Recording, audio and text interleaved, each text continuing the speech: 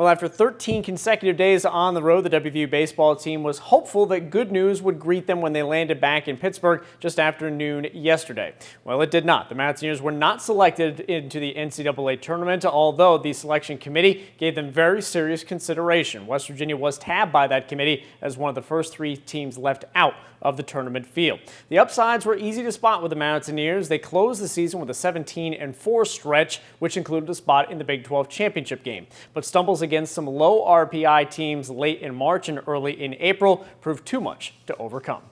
Fortunately, our name didn't come up, and then they actually talked about us being the first 3 out. So, you know, like Coach Mazey said, it's a little bit of fuel to our fire. Despite a late season push that certainly made the NCAA Selection Committee take a long look at the Mountaineers, a spot in the field of 64 will have to wait another year. And for the many Mountaineers that will return in 2017, Randy Mazey won't mind if they have long memories. Like I said, they're super young, and now they're mad. So look out. Yes, the 17-4 record down the stretch was impressive. Yes, they were 3 outs from the Big 12 tournament title. Yes, they took a series from Oklahoma State and split 4 games with Texas Tech. But the flip side of West Virginia's resume can't be ignored. A 3-week stretch when the Mountaineers went 0-2 against Canisius, 1-2 against Furman, and 1-2 against Kansas State at home may have kept WVU on the outside looking in. Losing one home game to a bad RPI team instead of beating that team could be the difference in 10 points.